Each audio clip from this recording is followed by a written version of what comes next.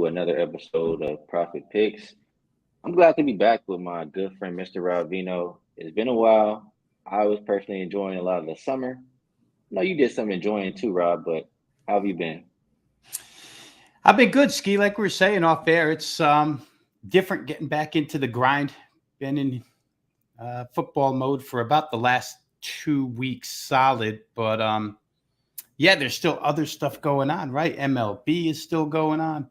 I know you're still covering the WNBA as they head to the playoffs over there. So, and before we know it, college basketball, NBA basketball. So it's that time of year for us to leave the tequila and pineapple behind and hopefully cash enough tickets to where we can get on that beach and relax the rest of our days, because I think that's what it's all about here, trying to get to that spot.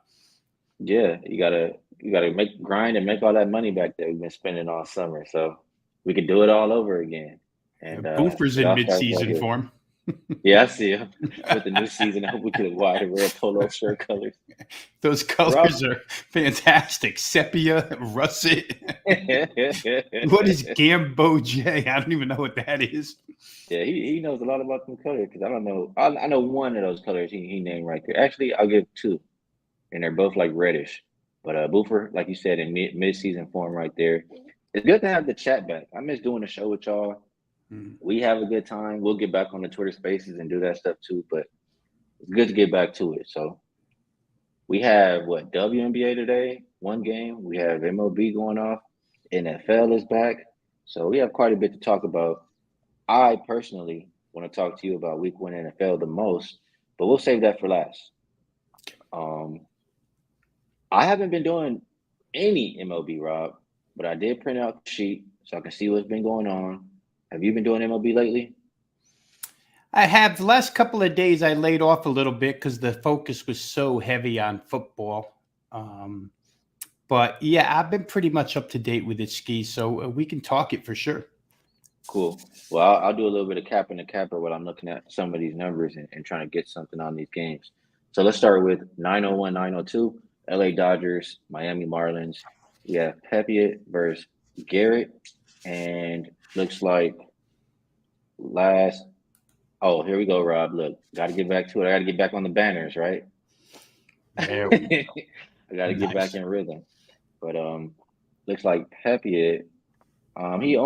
He must have just came back or something, because I'm looking at the last three starts on my stat sheet and I only see 5 innings pitched. It's either that or he's coming out the bullpen, and he has an ERA on the season of 1.29.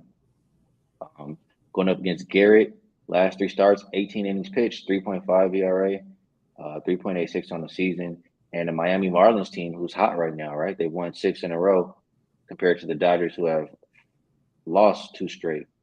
Both teams on a slight over streak. Miami going over 5 games in a row. Dodgers only two. Would you be looking to back the hot team, the hot home team in the Miami Marlins, or do you think the Dodgers can get back on track here? Yeah, I mean, you probably either back the hot team or you don't play at all here, Ski. Although I'll say this for Ryan Pepiot, a guy who the Dodgers called up, and as you mentioned, he's thrown out of the bullpen most recently, but he did start against the Miami Marlins towards the end of last month. 6 innings, only 4 hits and 2 earned runs, struck out 7. His last two starting efforts, he had a pair on the 21st and the 30th, were really, really good.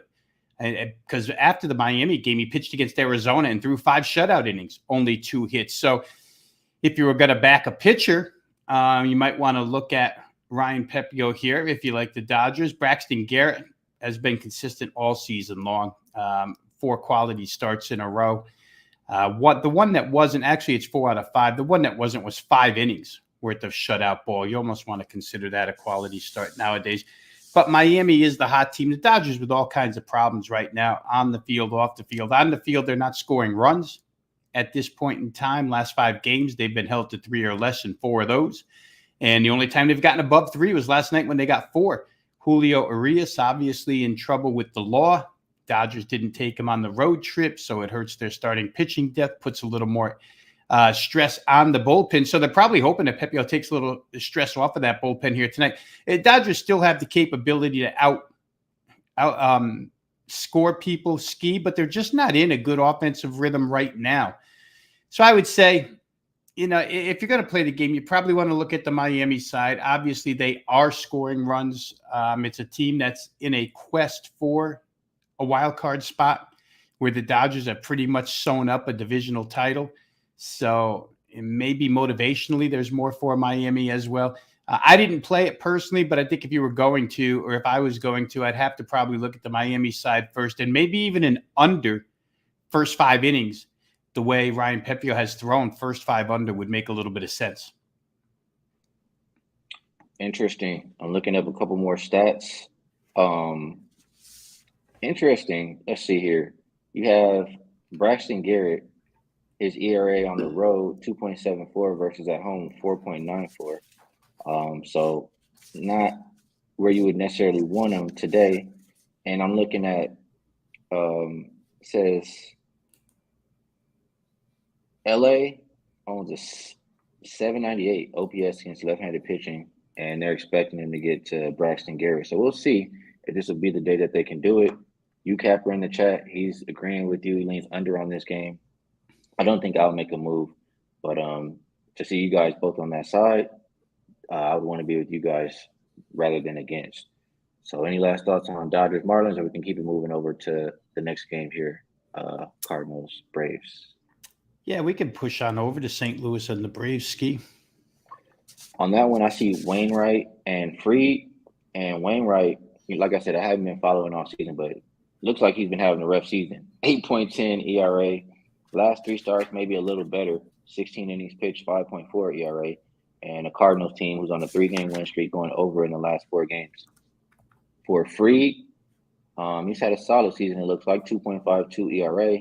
About the same over his last 3 starts. He went 18 innings, 2.41. And the Braves, however, a little bit of a cold streak, opposite of the Cardinals. They've lost 3 in a row. So you have a Braves team laying over $3 who's on a losing streak versus a hot Cardinals team. I mean, I'm pretty sure this number is just because of how bad Wainwright has been all year. Can he turn it around today? Can the Cardinals get another win?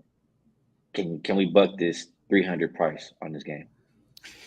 Well, last night, I think I saw the Braves. They obviously lost the game, but I think I saw that they became the largest favorite of the season to lose a game. I think they were somewhere in the vicinity of 360, 365. They lose last night, get out slugged by the Cardinals. Braves offense didn't go away, but certainly they didn't get the pitching performance that they needed tonight. Max Fried on the mound against Adam Wainwright. Boy, oh boy, Skee. They are trying, St. Louis is trying as hard as they can to get Adam Wainwright to this 200 career win mark. But, I mean, he hasn't won a game in like a month and a half. He just keeps rolling out there and giving up runs and hits and runs and hits. I did see an interesting tweet from a colleague of ours, mid-major Matt, who got a play in online on Adam Wainwright to give up over 5.5 hits at only -120. I mean, over 5.5 hits. Adam Wainwright gives that up in 2 innings nowadays. So a good play by him, because I think to end his tweet, he said the line is now up to -190. So a lot of people caught on to that. But I'm not backing Adam Wainwright in any circumstance, not the way he has thrown. His last outing against San Diego is the one-off, I guess, because he threw pretty well. 6 innings, only allowed 1 run. Still, St. Louis lost the game. And Max Fried comes off a really nice start against the Dodgers. Remember, now he didn't pitch for a while and has worked himself now in the past month into Max Fried-like form where he's trustable at this point in time. Last 2 starts, 13 innings pitched, 18 Ks. So he's got his stuff back. I would think Atlanta, obviously it's the side because they're so hugely favored. I'm not going out on a limb by saying that. The question is whether or not you want to lay the price, whether or not you want to chop it down. Playing run line full game at home, you do get limited to the 8 at-bats if you're winning the game. So I don't know, Skee. It's awfully pricey for me, but I wouldn't be on Wainwright in any circumstance whatsoever. Maybe you can find some type of props, maybe Max Fried Ks or something, or like Matt found with that Adam Wainwright allowing over 5.5 hits. That's just crazy. I would imagine that Atlanta gets to him pretty good. They haven't seen him this year, but everybody who has basically has hit him pretty hard. Well, it looks like that's what they're expecting to happen. The first five total is up from 5.5 to 6 versus the full game at 10.5. So they're expecting a lot of those runs early. Um, Let me ask you, if you were, like I said, I haven't been too up to date on the bullpen. I'll get those numbers again starting tomorrow. But is this a situation where, you would still expect them to get over 7 runs early in the game versus taking that 10.5? Or you think you're just getting too much of a better number with the 10.5 full game over?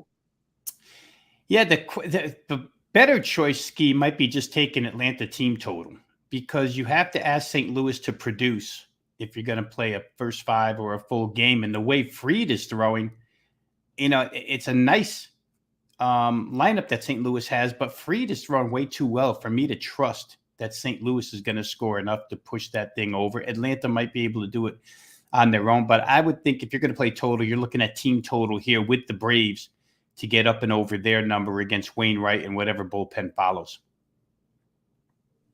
All right, fair. Saturated, not loving this one. Boofer says, as a Cards fan, take Atlanta because he likes money. And Saturated says the Atlanta team total is 6.5, though. It is pretty high there, but there's different ways, we're trying to think to play this game. AOD, I live in Vegas, so just hit me up whenever you come out here. I'll be around. I don't plan on going anywhere else anytime soon. I need to sit here and start the grind. So that's this first 2 games there. We're getting a question from Don Play. Would we take the Rays today? So let's jump over to that game. I see Castillo and Littell. And last 3 starts for Castillo, he's been good. 19 innings pitched, 2.84 ERA going up against Littell, who hasn't been good lately. Last 3 starts, 16 innings pitched, 6.75 ERA. I don't really know Littell, but I do trust Castillo. He's been a great pitcher for quite a while. And I don't know if I would be looking towards the Rays here. It's a short price on the Mariners. You can get them minus 126. Is there any reason to fade Castillo here, Rob? Well, he's been as good as he's been. He's been a little erratic lately, right? Had a miserable start against the Angels where he gave up 7 runs, then bounced right back and went 6 innings, only allowed 1 run. Then he came back through 7 innings and gave up 4 runs to the Royals, but then bounced back with 2 straight 7-inning performances, 1 run, 0 runs. And then last outing at New York against the Mets gives up 5 runs. So in that grouping there, Skee, the bad outings were against what I would say are bad offensive teams at this point, the Angels, the Royals, and the Mets. But I never want to bet against Luis Castillo because when he's right, he's extremely difficult. I will say this about Zach Littell. He was a guy who was really, really trying to get into the starting rotation for Tampa Bay.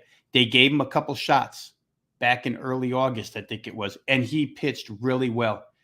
Still, he wasn't a fixture in the 5-man, but then McClanahan got hurt for the season, so he was forced into the rotation. So Littell gets the spot that he wanted in that 5-man rotation, and since he's gotten there, he hasn't been good at all. So it's like he pitched as good as he could to get there, and now that he's there, he's, basically the reliever that Tampa Bay thought he was. I don't want him. I don't like betting against Tampa at home. Seattle is in that AL West chase with Houston, Seattle, and Texas, which is fading fast, really jammed up there. And, of course, Seattle jammed up in the wild card race if they don't win a division. So I think motivationally they both have a lot to play for. I just don't think Zach Littell at this point in time is a match for Castillo. So you might even be able to shorten this to first 5, Skee. Again, I didn't play any baseball today, so I don't want to point people in a direction where I, can say with conviction that I bet the game. Didn't bet it, but if I was going to, I think I would trust Luis Castillo first 5 over what I've seen out of Zach Littell his last 3 starts. I think that's probably the way I would look. I agree. I 100% trust Castillo. And just from hearing you talk about Littell, I would still take Castillo first 5. You're obviously getting the worst price. It's about minus 130. But I agree. So we'll keep it moving. Newcapper says his motto has this one 5 for Seattle. Saturated agrees. He likes Seattle first five. So looks like we have a little bit of consensus on this game. Let's keep going, Rob. We have what 3 more games left here. Let's see if we can find anything else with a little bit of value. Any other winners on the slate? Let's go 905, 906. Arizona and Chicago Cubs. We're looking at Nelson and Assad. Last 3 starts for Nelson. He's been terrible. He's only lasted 12 innings with a 9.95 ERA. Going up against Assad, who been great. Last 3 starts, 20 innings pitched, 1.33 ERA. And this is the Chicago Cubs team who has won 4 in a row. When we first came in here, one of the first comments, the second comment on the show was saturated. Go Cubbies. So he's liking what he's seeing. They're playing good baseball right now. Have a solid pitcher on the mound. And it opened minus 195. I'm seeing it as low as what? Minus 155. Why would you think the price drop here for a hot Cubs team with a better pitcher on the mound, Rob? Doesn't make a lot of sense, Skee. It really doesn't make a lot of sense. I think in the beginning, some people might have thought Corbin Carroll was not going to play. He got hit on the wrist last night, but the x-rays came back negative. And Arizona doesn't seem really concerned about the hit by pitch last night. Now, you'd like to see the lineups before you made a move on this game, but I think the drop in the number here is basically due to the fact that they figured Corbin Carroll will be part of the lineup here for Arizona tonight. And he's a huge part. I mean, he's basically rookie of the year in the National League. But I don't want to go against Javier Assad right now. In fact, I've been on him a couple of times where you got pretty good prices because he was such an unknown, not a household name, right? A new pitcher to the Cubs rotation, but he has thrown, as you mentioned, I think it's like 7 starts in a row where he's been really, really good. And I don't want to be against that. Both of these teams are in that hunt for the wild card. I think Arizona sits only a half a game out right now. They're after last night, they're within a half a game. They're the next team in, but the Cubs are in second place. They hold the number 2 wild card spot. So certainly there's a lot to play for on each side. You have to like the Cub offense right now, too. I was going to say I like the Arizona offense, but you probably like the Cub offense a little bit better at this point in time. Cody Bellinger, a guy who couldn't catch a cold last year for the Dodgers, has been he's like an MVP candidate this year for the Cubs, anchoring down that lineup. So I would think Cubs in this matchup, and I would especially think Cubs, Skee, because when you get beyond these starting pitchers, and remember, Ryan Nelson, the guy throwing for Arizona, he hasn't pitched in almost a month. Was on the IL. 26 days. There you go, 26 days. I know it had been a while. And to see him back, generally speaking, as one thing that I use is I won't be on a guy who's just coming off the IL. Just can't trust him. He's a guy that's not overpowering. He's a guy that does throw 5 different pitches, but who knows what he's going to be like tonight. And if he's short term, if he's 4 innings, 5 innings, I want no piece of the Arizona bullpen, arguably one of the worst in Major League Baseball, a problem they haven't been able to fix for 6 or 7 years now. So you have to like the Cubs and their ability to lock it down at the end. I would probably look Cubs here. Just don't understand why the 40-cent drop, but I do think a lot of it's probably due to the fact that when we see lineups, we will see Corbin Carroll in there. So the Arizona bullpen hasn't been good all season. Even the last 2 weeks, I had them ranked 21st with 5.2 ERA. And Nelson hasn't been good either. The Cubs' bats have been hot, but maybe the reason that this number is going down is because of what UCapper says here. It says the advanced number suggests Assad negative regression. So it makes me think exactly what he's saying here. He leans over, and he says here too, Assad negative regression, Nelson off IL, seems like an over type game. And we also get, the Cubs bullpen has been good lately, but we get that Arizona bullpen too. So let me just take one more look here at the first 5 versus the full game. The full game is 8.5. The first 5 is 4.5. I think that's the way you play this one. If you think that Assad is going to regress, and that's what the market thinks with the way that the line is shifting down, seems like over, whether it's first 5 or full game, seems like the right play to me. That's the way I would be going. Anything else on this one, Rob? Yeah, just to that point, I mean, I wouldn't want to guess when that negative regression is going to happen. Assad is not a guy who's had a lot of innings on his arm this year. So with guys like this, you want to wait till they hit kind of that innings wall, or when they start a season in April, generally by the time late July, August comes, those guys run out of gas. I don't know that Assad is out of gas yet. So it's a lot of guesswork, negative regression probably coming because you can't keep up these types of numbers, right? 2.69 ERA. And like I say, he's been better than very good. 7 consecutive starts. One's probably coming. One clunker is probably coming. I just don't like to guess when that's going to happen. So I probably wouldn't. I'd probably lean more towards Cubs than I would total here, and maybe Cub team total. And that's what Saturated is saying here. Cubs team total at 4.5. You can get it at even money, nice. Saying, and UCAP agrees with you, says it makes sense. So just keep avoiding that Cubs bullpen, sticking with the hot Cubs bats, and fading Nelson, fading that bullpen. That does sound like a pretty solid play. He's also saying Suzuki home run at plus 575. So, I like the way we're talking out that game. I may want to put a little bit of something on it over some way, shape, or form in that one. Let's keep going. We have 2 more games left on the Diamond. Next one up, I see 909, 910. Detroit versus the New York Yankees. Rodriguez versus Rodon. And if we look at Rodriguez, his last 3 starts, both pitchers have been pretty solid. Looks like 18 innings pitched for Rodriguez, a 3 ERA. But the Tigers have lost 2 in a row, going up against a Yankees team who is on a little bit of a streak. They've won 5 games in a row. Rodon's last 3 starts, 15 innings pitched, 2.87 ERA. And both teams have gone under their last 3 games. So it looks like both starting pitchers have been trustworthy. Not quite sure of the bullpen numbers. I'll look those up in a second. But the price for the Yankees here, it's another game that opened minus 180, and we're seeing it drop as low as, I see a minus 151. So do you think that the Yankees win streak comes to an end? Is Rodriguez in that good a form that the Tigers can maybe win this game? How are you looking to play Tigers versus Yankees? Yeah, I think Rodriguez is dangerous at all times, Skee. I don't think he's a danger to go the full game, though, so you have to worry about Tiger bullpen at the end, maybe a little more than you would have to worry about Yankee bullpen. Carlos Rodon's a guy that seems to be rounding himself into form at this particular point.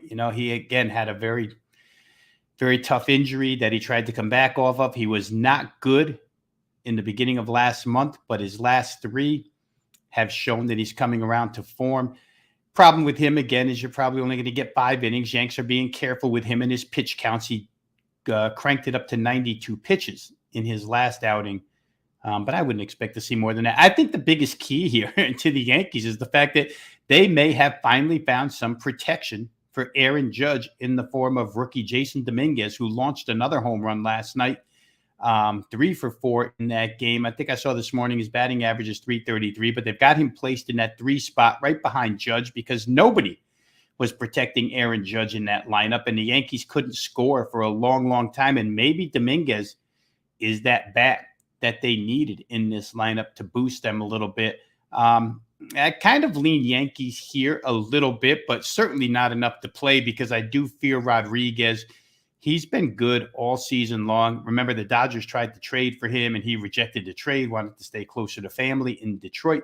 So he's remained there and pitched really well for this team. I don't know that they have the offensive weaponry to trust thoroughly against Carlos Rodon. And like I say, I like the Yankees bullpen at the end a little bit better than I like Detroit's, but it's certainly nothing that I'm going to bet on in this game. Maybe some in-game stuff if it presents itself, but I don't like to think from a side or total perspective. Well, just to speak on those bullpen numbers, last 2 weeks, Yankees are the best, 2.57 ERA compared to the Tigers, who are kind of middle of the pack, 4.54. So I agree. You don't really got to worry about the Yankees side after Rodon is out. You do have to worry a little bit about the Detroit side. So, I'm going to be real. I don't like this game that much. This is one that I'll pass on, and we can keep it moving to the next one here, Rob. Last one, really.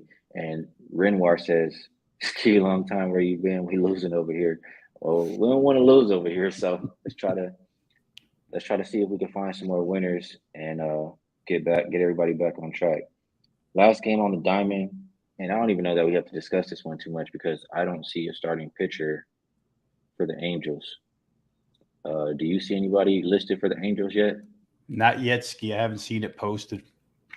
Okay, so we will go ahead and skip that one and move on over.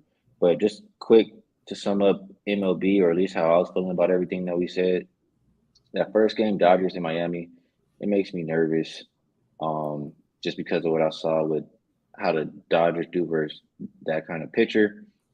But the Dodgers not playing great, so I'm gonna stay off of that one. I don't really want to get involved with backing Wainwright. He's been a punching bag, and I'm not laying 300 with Atlanta. The Cubs in Arizona. That seems like the game where if I'm playing, this will be where I'm trying to make my money. I think we talked it out, and either the first half over or the full game over makes a hell of a lot of sense. That's what I would be playing on the diamond today. And if not, I'd probably back Castillo in the first five over Littell. So that's my little sum it up. Rob, um, any games that are absolutely, you want nothing to do with out of the ones we talked about. I know at the end you share a best bet, but I don't want to. I share a lot all the time, just because it's just what I do. But I know you might have some stuff up on the site. I don't have anything up on the site, so I can just share today. Yeah, where baseball's concerned, I don't have anything up either. What I like best out of what we just went through was when Saturated posted Cubs team total 4.5 plus $1. It seems so good to me. 4.5 against Ryan Nelson and the Arizona bullpen. I think that that makes the most sense out of everything we talked about. I really don't want any part of the Tiger Yankee game, like I said. Cardinals Braves. If you're gonna bet, you might want to bet against Wainwright first five, which the way I would do it is Brave team total first five. I know somebody said the game total was 6.5, but maybe first five a little bit cheaper. Get to Wainwright early. Dodgers, we talked about their troubles. When in fact an Angels starting pitcher is listed, Skee, and I do see some movement in the line. Angels early favorite, now an underdog. I just don't know who they're throwing. But they look to be a fade at this point in time. The Angels just look like they've crossed off the season. So maybe there'll be something there later. But I think out of everything we've seen, Cubs team total 4.5 plus $1. That looks like an overplay. I like it. It makes sense to me 100%. So that's MLB. Let's see if we can move on over a little bit to the W. I did do a show with my guys RC and J Money earlier. So if you want to hear a little bit more in depth, or other people talk about it too, you can go check out that show. But Sparks and Liberty, um, I don't know. I got this spread mixed up. I got to get back on. Let's just take that out. Let's do WNBA because that spread is absolutely not correct. I think I was supposed to add a one before that three, but Liberty open minus 12.5. They're now a 13.5 or 14-point favorite. Total open 159.5, and I see it as high as 161.5. My thought process was, if the Sparks care a little bit, about trying to make the playoffs, they need this game. They're going to give it everything they got. Whereas the Liberty, the only thing they could potentially be playing for is position. They would need for the Aces to lose a game, and the Aces play the Mercury back to back. So I don't really see that happening. So I don't think the Liberty really care too much about this one, whereas the Sparks should. So I would only lean towards the double digits with the Sparks. You do have to look at the injury report with NECA and Carly, both game time decision. I'd want them both in, but it's a one-way ticket as far as the side is concerned. And if we're playing the total, one side, we know the Liberty are more than capable of putting up points. And I'm saying I don't know how much they care about this game. I don't expect too much defense. I would be looking more towards an over type game, and probably just in the first half, because a lot of times, in my mind, the Liberty only play one half of basketball. And if they do happen to be up by margin, could take their foot off the gas in the second half. So either a first half over 82, Sparks plus 14. I probably wait just to see, make sure NECA and Carly are rolled in before I take that Sparks play. those would be the only ways I would think to play this game. Any opinion from you on Sparks versus New York or anything that I said, Rob? Nah, I'm here to listen today, Skee, where WNBA is concerned. I mean, obviously, and just listening to you talk right there reaffirms it. I mean, we're down to the last few days of regular season, and you're to that point where motivation matters, right? Some team, like a team like the Liberty, could probably care less. They've got their position all set. Sparks probably have more to play for here. Just applying what you said to my general handicapping of NBA itself, if I saw a spot like this in the NBA, I would probably be on over if the two teams had the same makeup as these two do. This is usually when you find the I don't care types of games out of the team that doesn't care. And when I say I don't care in NBA, it means we care about our points. We don't really care about stopping the other team from scoring points. So I usually take these games over. Good to hear you look that way. And maybe when playoffs start, I'll put my eye to it a little bit more so I can help out. Sounds good. Again, when I finish up the show, I'm probably going to go ahead and put in a couple bets. I haven't played anything today, but a few ways that I'm looking and I'm letting you guys know. I'm going to get back to doing the things with the members too. I know I've been on vacation, but I will send it out today and let you guys know exactly what I do play. So that's WNBA. We only have one game for today, Rob. And now, kind of what everybody's been waiting for, right? We get a little bit of NFL Week 1, and we have a game for today. We have Detroit versus Kansas City. This one opened Chiefs -7, all the way down to 4.5. Total opened, it says 53.5, and looks like it's right back where it started. The line going down, I mean, some of it was sharp money. People wanted to just fade the Chiefs. In that week one, especially probably Super Bowl hangover type angle, all that good stuff. Maybe the Chiefs, last year weren't so great at covering big spreads, and now they're missing Kelsey.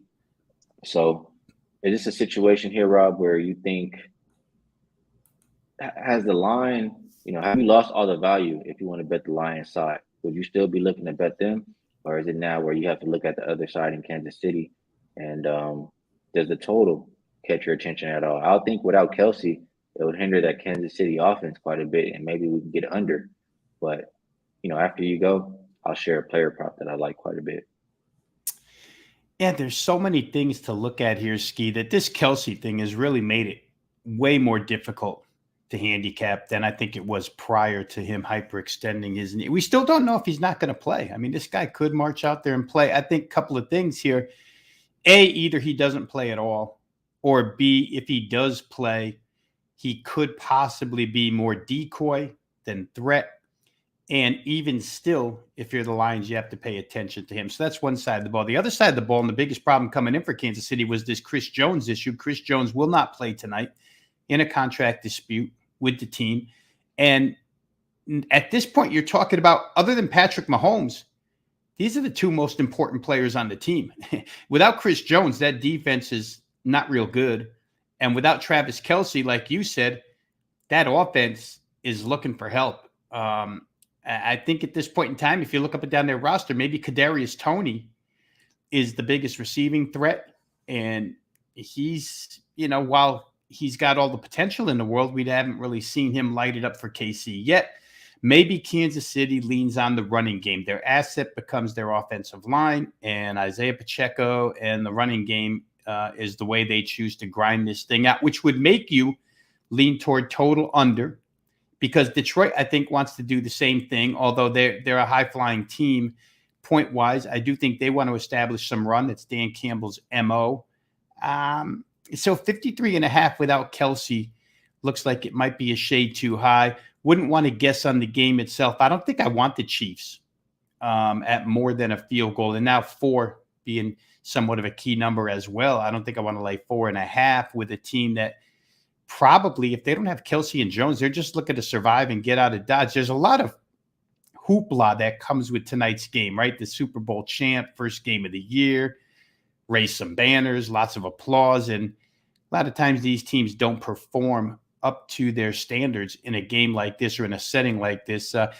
In the beginning, those who took Detroit +7, I think those guys obviously got the best of the number here, but we know where CLV has ended up in quite a few instances as of late in college football. I would probably my attention would probably be on under 53.5 at this point, thinking that Kelsey, even if he's in, is not that big of a threat. And KC leans on the running game, and maybe we get a smaller score than we would have anticipated 3 weeks ago. I would agree. And you hit on, my player prop that I'm liking for this game. What are the Chiefs likely to do? Lean on that running game. And last year, their most trusted running back was Pacheco. He was getting like average of 14 carries, like the last 9 or 10 games of the season, averaging like 70 yards per game, going up against a Lions team who last year gave up the most, nearly twice the league average as far as big rushing plays of 20 or more yards, 25 or more yards, etc. Why can't he break one big one today? And if he does, he's about halfway, maybe more, a little bit more than halfway to his rushing prop total. It was 48.5, I believe. I see it, or 49.5, one of the two. It's up to 51.5, but I see him getting, above that 60 yards in this game. I think they're going to lean on him quite a bit. So that's my play for this one. Pacheco over 51.5 rushing yards. What do you think about that, Rob? Oh, I think it makes a lot of sense, Skee. And just back to a Kansas City formula without Kelsey, remember Patrick Mahomes, they can play the short passing game with Jerick McKinnon out of the backfield, with those wide receiver type slip screens with Tony. Sky Moore is a guy who, if you guys out there watching like to play player props, maybe you want to take a shot with Sky Moore, who lit up summer camp, who's said to be a bigger part of the offense this year, and he's the deep threat. So maybe if Mahomes goes up top, that's where he goes. But I'm with you. I think Pacheco, I remember betting him in the Super Bowl over his rushing yard total because he was the guy. Very trustworthy. And again, if they do, which we both seem to think they will, lean more on the running game, the play call percentages. Andy Reid loves to throw the football, but maybe today's a little more conservative because his offensive line is that good. I think Pacheco over. And it just seems like a low rushing number to me. I'm glad that you like it. That's the play that I'm really rolling with today. That I still haven't placed it, but just because Rob, I'm late starting. I got to get back in my mode. I was just the party guy for so long, so I wanted to talk it out a little bit with you as far as everything that I like. But that's one that will be in my pocket 100%. You good to talk about a little bit of the other week 1 games? Yeah. Okay, so let's say this. I will go. There's a teaser that I did already make for week 1.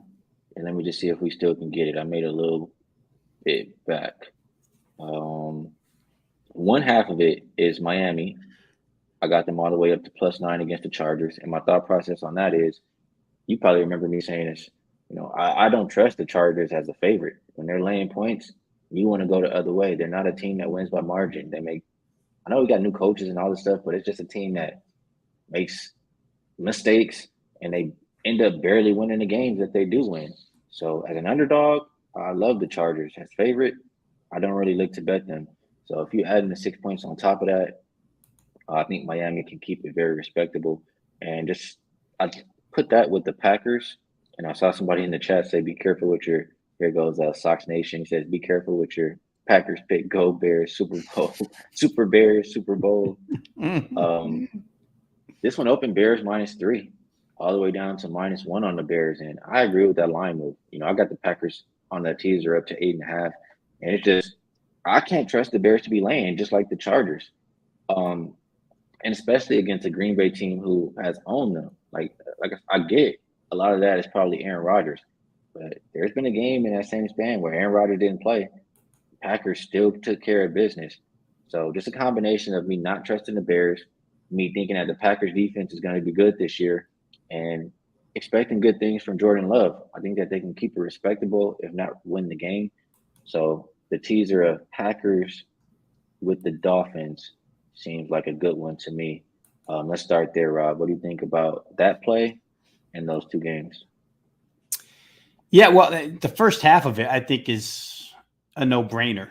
And I shouldn't say no-brainer because the NFL, always winds up making us say, how the hell did that happen? But Dolphins +9 or 9.5, excuse me, against the Chargers, I think. And what would you would expect to be a high-scoring affair, right? You would expect both of these teams. Miami's so good offensively and so explosive to get through that touchdown number and even through the 8 all the way to where you are. I think that's a great half of the play. The other side of that teaser, I just don't know with Green Bay. I just don't know because I haven't seen it yet. Don't know how they'll respond. Now, let's say this. The surrounding cast around Jordan Love is really good. The offensive line is good. The backs are good. The receivers are good. The defense is good. And Green Bay may lean on the defense a little bit more this year. It's a divisional game where the Bears at home, I think to start the season with all the expectations that they have this year, they have to perform well in that game. That's not saying that they will. Just looking at their mindset, that's probably a game that they want really, really bad to break this losing streak for a lot of other reasons. Most importantly, the divisional win.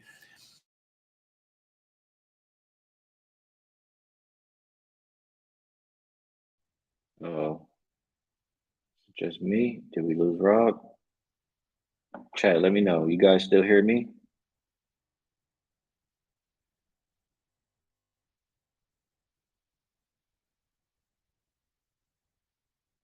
I think we might have lost Rob here.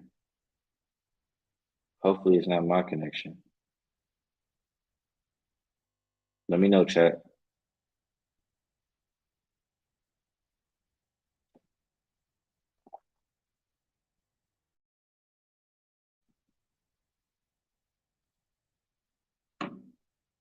All right, I think yeah, okay, we lost Rob, but I'm still good. There we go. My bad, y'all. So Rob will come back up and we'll keep it going there. But looking at the chat, a lot of people liking the Bears. Saturated likes the Bears. We know, I think it was Sox Nation likes the Bears. He says if the Bears lose, Chicago will go nuts. Boofer says he's already on Green Bay money line this week. That means I'm screwed. Just kidding, Boofer. Let's see. Randy, Bears under over should be 12 points. Bears haven't scored over 17 points in 4 decades. I mean, I don't trust him to put up a big number. That's why I like the idea of getting 8.5 points because I like the Packers defense. Let's see a couple more comments. The Asman is frozen. Justin Fields interception. Write it down. All right, let's keep it going. We'll see if Rob can hop back in here in a second. But I mean, I kind of shared. Well, there's one other play that I like that I didn't share yet. That will be Baltimore Ravens against the Houston Texans, and it's just a pretty like I bet this play last year. The Ravens are just always ready at the beginning of the season, and it starts with how they prepare in the preseason. And usually, they're undefeated in the preseason. I know they didn't do that good this year, but they're going up against a team who has a new coach, a new quarterback, and they're on the road. I just think, if you go back and look at all the scores for Baltimore in week one, especially just look at Baltimore when they play low competition like this. They win by margin. You don't even really got to look at the spread. They blow those teams out. So I wasn't scared of 9.5 number. I'm still not scared of the 10 number. I think that's the right side in that game. And I wanted to talk a few more of these out with Mr. Veno, but I gave you 3 NFL plays that I already have played. Other than that, I do like the Jets a little bit on Monday nights. I think that they can win that game outright. No Von Miller going there and harass Aaron Rodgers. I just think that's a big statement game for his first game in New York. So I want to try to back them. And I was trying to find reasons to back the Giants against Dallas. So that's what I'm looking at. I do also think that the Broncos are the right side versus the Raiders. I think the new coach over there. Here goes Rob coming back. He can. What up, Rob? I don't know what happened, but the whole house went dark and the power just came back, so I got back on. But yeah, No a little worries. loss of power there. Well, I'll just quick summary. I gave out Baltimore to win by double digits in this one, pretty much because they have, if you look at what they do every year in week one, it's a massacre. And it starts with how they prepare and how well they do in the preseason, et cetera. And they're going up against a new coach, new quarterback. And I just think it's another massacre waiting to happen in that game. So I will pair that one with also saying that I was trying to find reasons to back the Giants, and I do like the Jets, especially with Novon Miller to go in there and harass Aaron Rodgers. So I guess I linked those three games together. If you like any of those or what I was saying, let us know how you feel. Well, let's go right to the beginning because I already played Baltimore. And I played Baltimore, Skee, even though it was a high price, because I thought the defense could contribute to points here for everything you just said, right? You got C.J. Stroud, rookie quarterback, against that Baltimore defense, which is going to be aggressive and force problems for Houston. Secondly, a lot of talk about Todd Monken, the new OC for the Ravens, and can the team pick up the system? I kind of look at it from another direction in the fact that Houston has no game film on this system. So everything Baltimore does out there on Sunday, or a good majority of it, could be a surprise. I don't know how you prepare for an offense or an offensive system that you have no idea what it's going to be until they hit you in the mouth with it. And I think turning Lamar loose with these wide receivers, and again, he's not the most accurate QB in the world. Maybe having a better wide receiving core helps his accuracy. Maybe these guys get more open, more separation. But I just think for those two reasons, I think the defense will contribute to their point production. And I think that the fact that Houston has no knowledge of this playbook, I think is very helpful to the Ravens in week one. Teams after this will have some tape. Maybe they can see it on film and adjust. But week one, I wouldn't want to be the Houston defense. I know they've got a defensive-minded head coach over there, and D'Amico Ryans. But I don't think it's helpful in week one to be playing Baltimore. I'm with you 100%. That's a play I made a couple months ago. So I like that one quite a bit. I'm glad you're on board with me there. And, Rob, I need some help with two more games. I really was thinking about, individually taking them. I just don't have a whole lot of reasons to back it up. I know Pittsburgh is one. And I see that it's gone down some more from 3 to 2 or 2.5 there. But Mike Tomlin as a home dog has been extremely profitable. I wish I had the numbers right here. I had it, or I do have it in my notes. There it is. Since taking over the team in 2007, Tomlin has led the Steelers to a league best 15-4-3 record against the spread as a home underdog. Steelers are also 8-1 as home dogs since 2017 when they drafted T.J. Watt. So I do, want to expect him to come ready to play. I just don't have a lot of confidence or a lot of respect for San Francisco quarterback. So I was thinking about teasing, if not taking them straight up, the Steelers, because it's already below that key number of 3, teasing it with the Browns. The Browns have had Cincinnati's number in a way. I think they beat Burrow, 4 out of 5 times. We're not even sure if Burrow's going to be out there playing. Cleveland at home, divisional home dog. I just think if I can get both of those teams, the Browns and the Steelers, at 8 or above, I think they cash a ticket. How do you feel about those two? Boy, I like that, Skee. Steelers at home plus 8.5 with the new weaponry that they have. And, I always get a little bit nervous when there's so much chatter, but this Kenny Pickett to George Pickens combination has gained so much momentum over the summer. Some of the catches that Pickens has made in camp and whatnot. And we know from the University of Georgia, very, very talented guy, may be ready to burst on the scene. But when so many people jump on the bandwagon, sometimes it makes me nervous. But I'm not nervous taking 8.5 with the Steelers opening day at home. You pointed out a lot of the technical numbers which support it. I generally don't get involved too much in the technical aspect of it. But I will say that in the NFL, where so many games, a high percentage of games are decided by only one score, plus 8.5 with the Steelers and that defense. Now, Nick Bosa signed yesterday, so Nick Bosa will be on the field for the 49ers. That's an addition for them, obviously, as far as pressuring Kenny Pickett goes. But I don't know. I could see a hard-fought battle here, plus 8.5. And as much as I like that, I think I like Cleveland even more. I'm on record as saying that I think Cleveland exceeds their 9.5 season win total this year. If you just look at that roster, and again, when you make these bets, season win total, it's all on paper. You don't have any idea who's going to get hurt. And a lot of times it goes south on you. But the roster that Cleveland has, offensively and defensively, is as good as any inside that division. And it's capable of making a run in the playoffs. I think Deshaun Watson probably has a good bounce back year. Love the weaponry that he has. Obviously, that line with Nick Chubb, you can run the football. They can play defense. And I'm with you. Burrow says he'll play. How effective will he be? I don't know. But again, we're talking about a divisional rivalry where this game is so important to both sides. I think tacking 6 onto Cleveland, definitely something that I'll be doing in some way, shape, or form. Maybe the same way you did with Pittsburgh, because they both make sense to me. And maybe beyond that with Miami, because Miami made a lot of sense to me when you brought that one up.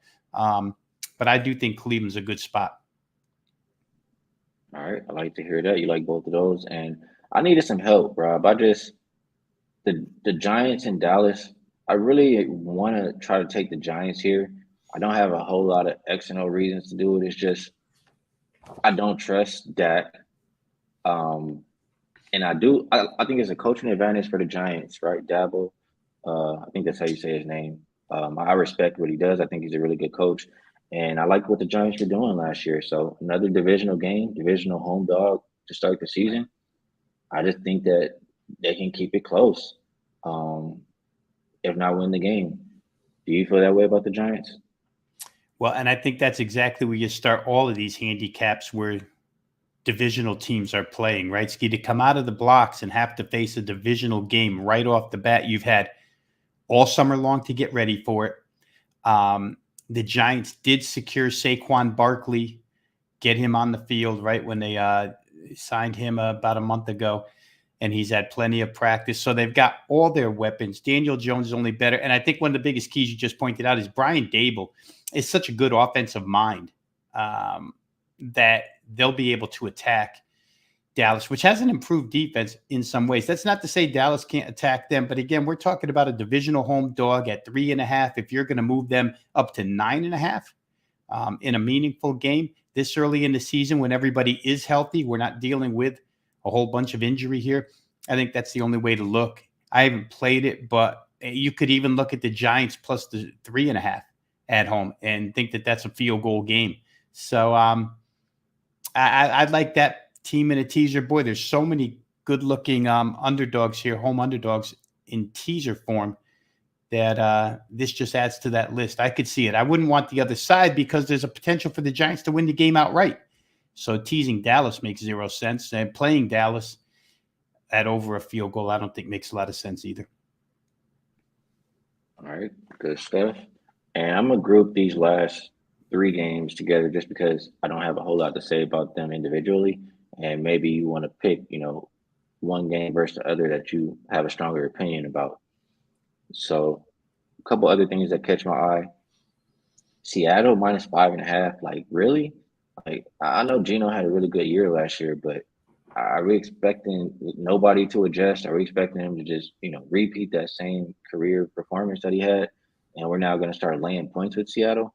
Like, I get that the Rams are, I don't want to say, I don't know, they're trending downwards. That's what I'll say. Cooper Kupp, Cooper Kupp not going to be available out there. I don't see a whole lot of good things from the Rams, but there's no way that I can think to lay and expect Seattle to win by pretty much a touchdown. So I would be taking the Rams just for that fact if I was playing that game. I'm curious what you think about that. And Tennessee versus New Orleans, my thought is, more on the season and also to be for game 1. But is Tennessee a little bit undervalued here? They're healthy. You still have Derrick Henry. Your quarterback is healthy, although I'm not that high on Tannehill. You get Hopkins over there now, along with Treylon Burke. Like, they got some. They can score. They got some offense over there, and their offensive line was okay. I'm not sure if it still is. But I just think Tennessee might be a little bit undervalued right now. And last but not least, there was one more here that come on mind, and I don't have a lot to say. New England versus Philly. I saw something about fading the team that was just in the Super Bowl, and I see a lot of people liking that Patriots side. Are you one of them? I'm probably not, but that doesn't mean I'm on the Philly side either. I'm probably so neutral on that game that probably wouldn't play side. I'll start with Seattle, where the Rams not only have their troubles on the offensive side without Cooper Kupp, but that defense has just been ground down to the point where it's like Aaron Donald and 10 nobodies. I mean, I just don't know that they're capable of playing defense enough to stop Seattle, even if Geno has 2/3 of the effort of what he showed us last year. So I'd be skeptical of the Rams. I think Seattle at home, again, it's a divisional game where the underdog side, we've talked a lot of these divisional games where the underdog side is capable and has the player personnel to pull off an upset or to stay close. I don't know that the Rams fall into that category, so I'd be a little bit nervous there. But that Tennessee play, interesting, Skee. I had these numbers, and I'm going to read them directly to you now, which may support a play on Tennessee. And let's just say, to your point about having some more weaponry, that offense scares teams so much with the running game, right? I mean, everybody plays 8 men close to the line because we got to stop Derrick Henry. We got to stop Derrick Henry. And now with Hopkins, there's some you can back those guys up a little bit now and give Derrick Henry a little bit more running room. But I want to read to you real quick some numbers on the New Orleans Saints defense last year. 32nd out of 32 teams in pass rush win rate. So they didn't rush the passer whatsoever. 31st in takeaways. They were second worst in getting any fumbles or interceptions. 29th. That's third worst in the league, or fourth worst in allowing third down conversion. So they give it up on third down last year quite a bit. 24th in run defense. You take those four statistical categories, and I don't care if you tell me that New Orleans is improved because they're not as injured as they were last year. That's all good. But you got to improve a long, long way from 29th, from 30th, from 32nd, from 24th. And especially if you can't stop the run better than middle of the pack NFL against Tennessee, going to have your hands full when Tannehill to Hopkins starts to become a pretty cohesive connection. It might start week 1. Listen, DeAndre Hopkins still one of the best wide receivers in the league. So I would think that you're on the right side there. I know New Orleans is like this bandwagon team this year, like everybody, New Orleans. But I don't know that it starts right away against Tennessee. So from what you laid out there to me, I think I'd be skeptical of the Rams. I'd be on Tennessee. And the New England side against Philadelphia, I'm just not sure. I understand the Super Bowl runner-ups who kind of the next year, don't do as well as expectations might suggest. But this is a team led by Jalen Hurts and by a savage defense. And that defensive front is even better than it was last year because they just keep drafting so well. If any team can buck that trend, it would be the Eagles. That's a game too close for me to call. Fair enough. We got through most of this NFL slate. I don't really have opinions on the games that we did not talk about. But was there anything that we missed that you maybe wanted to touch on? I would only add this: if you're in teaser form, and we talked a lot of 6-point teasers during this segment, simply because there seem to be a lot of sensible options, and I think one more really sensible option, which goes the other way, we tease down rather than up, is to take the Washington Commanders from 7 down to 1. Arizona's a dumpster fire at this point in time, probably starting a rookie quarterback in this situation with no real, I don't know, I'll probably say assets, no real assets that are strong enough to combat the way Washington, to me, is moving up the ladder in the NFC East. So I would say Washington down to 1 at home against Arizona would be another team, if you guys are looking to fill out teasers, I would use them as it's probably going to be popular because there's a lot of anti-Arizona talk out there, rightfully so. But I think it makes total sense. Yeah, I can't talk you off of that play at all. So, Rob thinking it's another teaser leg in that Washington game. And we did pretty good work today, Rob, for our first day back on the show. Just a little bit of MLB, WNBA, NFL Week 1. And I've missed doing this and talking these games out with you and everybody in the chat. So let's see if we can't get back to giving out some winners at some best bets. So it's that time of the show, Rob. We've been on for about an hour. Is there anything that you would like to promote and maybe a play that we talked about that you like a little bit more than the rest?